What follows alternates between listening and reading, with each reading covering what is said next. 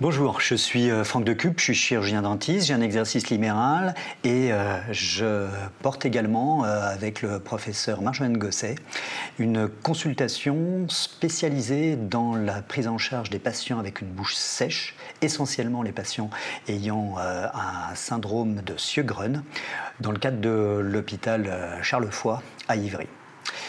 Le professeur Gosset vous a exposé dans une capsule précédente les différentes problématiques qui sont les conséquences de l'hypocialie rencontrée chez les patients ayant ce syndrome.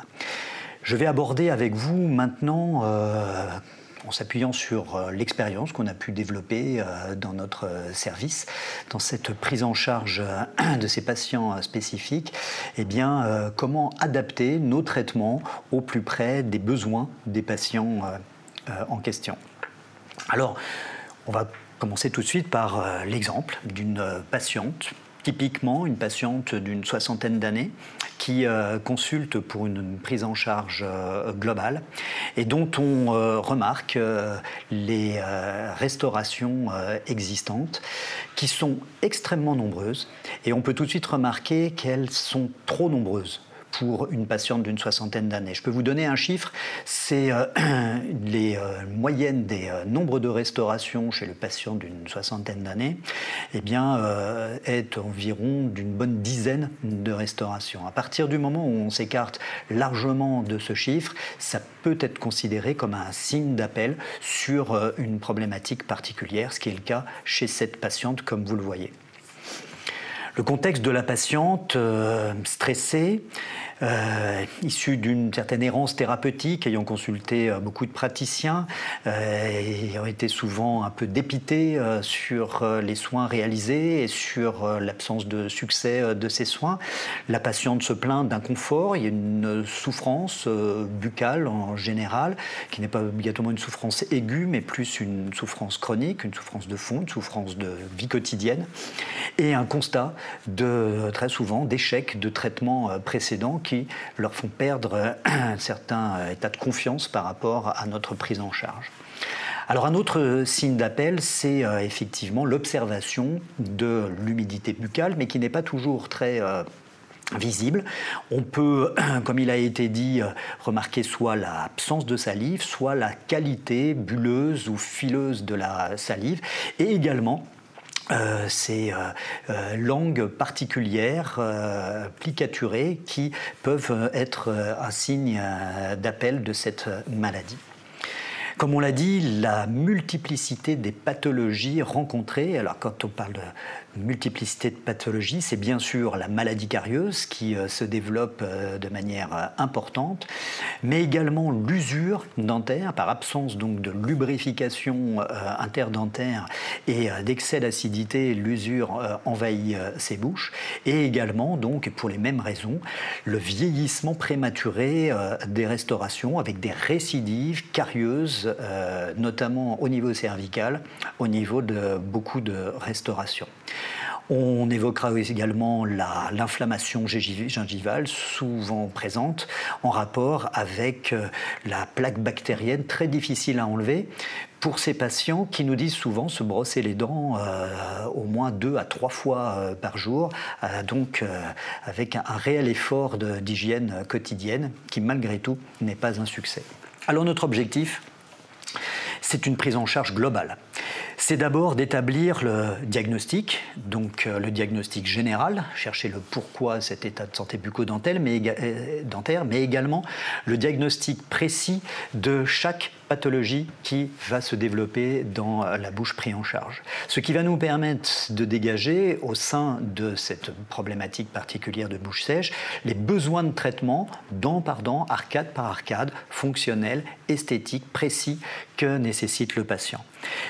Notre prise en charge démarrera obligatoirement, et c'est important, par une éducation thérapeutique pour ces patients, et ensuite se fera d'une façon graduée en fonction de la demande et des possibilités du patient, mais avec toujours une vision globale de la prise en charge. Pour cette patiente, donc, dont le diagnostic d'un syndrome de Sjögren a été confirmé, eh bien, on distingue une maladie parodontale, on distingue des atteintes dentaires importantes, maladies carieuses, maladies d'usure, vieillissement prématuré des restaurations, tout ça au sein de facteurs de risque dont certains peuvent être améliorés.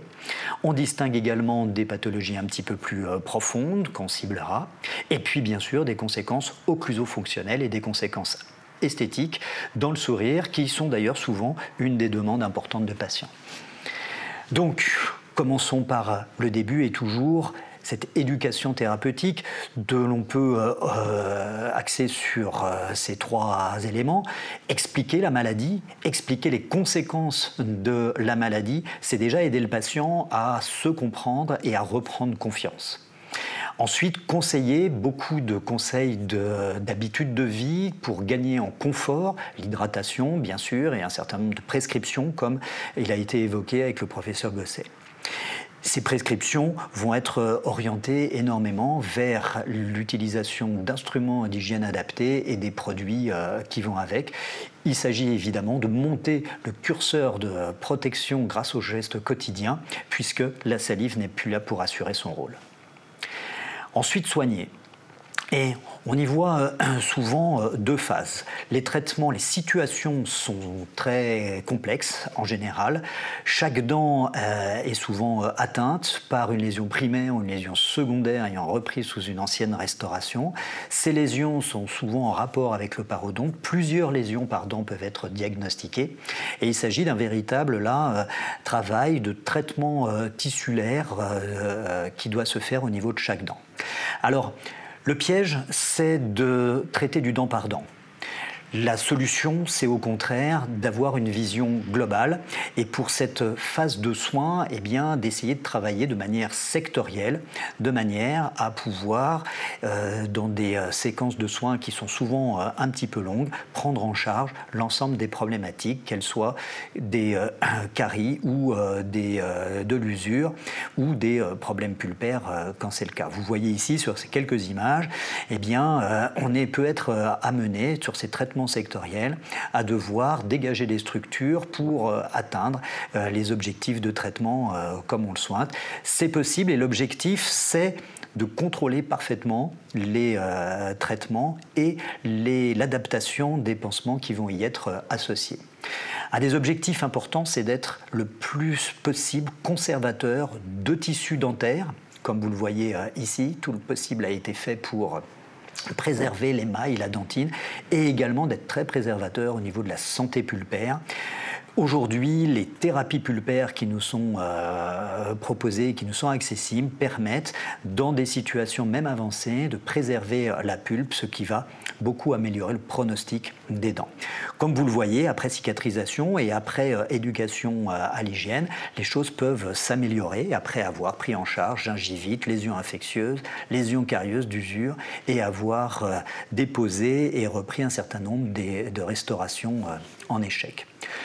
Le plus souvent, beaucoup de dents sont atteintes de manière importante et il va falloir réévaluer ces structures, les consolider, les protéger et pour ça, il va falloir donc les préparer.